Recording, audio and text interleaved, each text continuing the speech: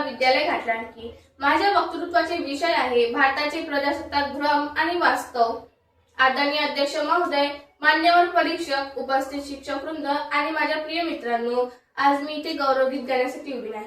आज मी जे सत्य मांडण्यासाठी उभी आहे। माझा प्रश्न साधा आहे, भारत खरोखरच प्रजासत्ताक आहे का, की आपण फक्त त्या भ्रमात जगतो आहोत? मित्रांनो, आपण दरवर्षी 26 जानेवारी रोजी प्रजासत्ताक दिन मोठ्या उत्साहात साजरा करतो। ध्वजवंदन होते, घोषणा होतात, संविधानाचा गौरव केला जातो। पण उत्सव संपला की आपण प्रजासत्ताक विसरतो का?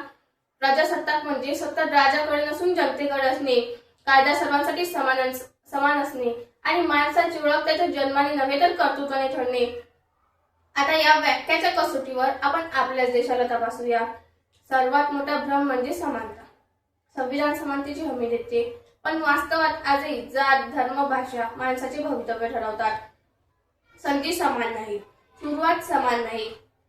हे समानतेचे प्रजासत्ताक आहे का, की केवळ कागदावरचे स्वप्न? आपण म्हणतो कायदा सर्वांसाठी समान आहे, पण वास्तव असे आहे की गरीब माणूस न्यायासाठी आयुष्य घालवतो आणि श्रीमंत माणूस कायद्याच्या फटीतून सुटतो।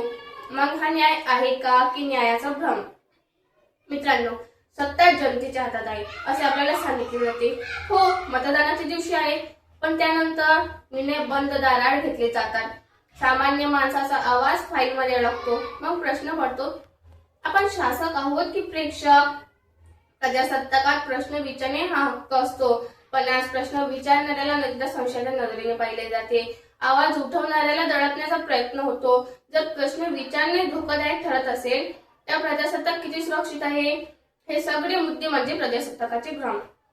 पण मित्रांनो, इथेच मी थांबत नाही, कारण वास्तवाचे दुसरे एक रूप आहे। आजही भारताचे संविधान आपल्याला वाचवते। आजही न्यायाला अनेक वेळा सत्तेला आवाज घालतात। आजही सामान्य नागरिकांच्या लढ्यामुळे बदल घडून येतो। म्हणजे भारताचे प्रजासत्ताक हे खोटे नाही, ते अपूर्ण आहे। प्रजासत्ताक हे सरकारमुळे कमजोर होत नाही, ते कमजोर होते नागरिकांच्या उदासीनतेमुळे। जेव्हा आपण अन्याय पाहून गप्प बसतो, जेव्हा आपण नियम तोडतो, जेव्हा आपण फक्त आणि फक्त तक्रार करतो आणि जबाबदारी राहतो, तेव्हा आपणच प्रजासत्ताक कमकुवत करतो। मित्रांनो, आता सगळ्यात मोठा प्रश्न म्हणजे आपण प्रजासत्ताकाचे मालक आहोत की लाभार्थी? कारण लाभार्थी हा हक्क मागतो, पण मालक जबाबदारी स्वीकारतो। आपण अधिकारांबद्दल खूप बोलतो, मला मताचा अधिकार आहे, मला अभिव्यक्ती स्वातंत्र्य आहे, मला समानतेचा अधिकार आहे, पण कर्तव्यांबद्दल बोलताना आपण कायम गप्प राहतो। मतदानाचा अधिकार वापरतो, पण मतदानानंतर प्रश्न विचारत नाही, देश घडत नाही म्हणतो, पण स्वतः काही बदलायला तयार नसतो। मित्रांनो, हे वागणे म्हणजे प्रजासत्ताक जगणे नव्हे, तर प्रजासत्ताकाचे उपयोग करून घेणे आहे। आजही भारतात अनेकांना वाटते की प्रजासत्ताक म्हणजे सरकारने सर्व काही करावे आणि नागरिकांनी फक्त पाहावे। पण मित्रांनो, प्रजासत्ताक ही प्रेक्षकाची व्यवस्था नाही, ती सहभागी होण्याची व्यवस्था आहे।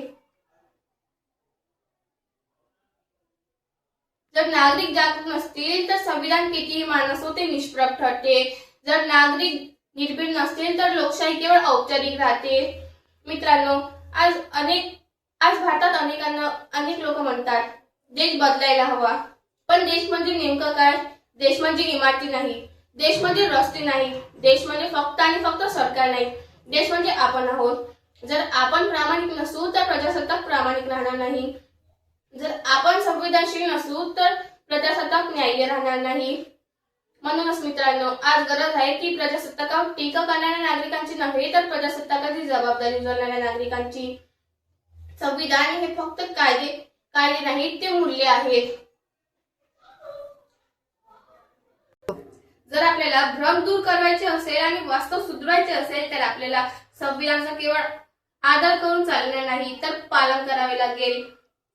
आज आपण चंद्रावर चाललो आहोत, हे विज्ञानाचं यश आहे, पण आपण अजूनही मानवी मनातील संकुचित विचार नष्ट करू शकलो नाही, हे आपले सामाजिक अपयश आहे। म्हणूनच मित्रांनो, आज गरज आहे ती प्रजासत्ताकावर टीका करणाऱ्या नागरिकांची नव्हे, तर प्रजासत्ताकाची जबाबदारी उचलणाऱ्या नागरिकांची। आज अनेकांना वाटते की देश बदलायला हवा, पण देश म्हणजे नेमकं काय? देश म्हणजे इमारती नाही, देश म्हणजे रस्ते नाही, देश म्हणजे फक्त आणि फक्त सरकार नाही, देश म्हणजे आपण आहोत। जर आपण प्रामाणिक नसू तर प्रजासत्ताक प्रामाणिक राहणार नाही। जर आपण संवेदनशील नसू तर प्रजासत्ताक न्याय्य राहणार नाही. जर नागरिक निर्भीड नसतील तर प्रजासत्ताक तर लोकशाही केवळ औपचारिक राहते. म्हणूनच मित्रांनो, आज गरज आहे ती प्रजासत्ताकावर टीका करणाऱ्या नागरिकांची.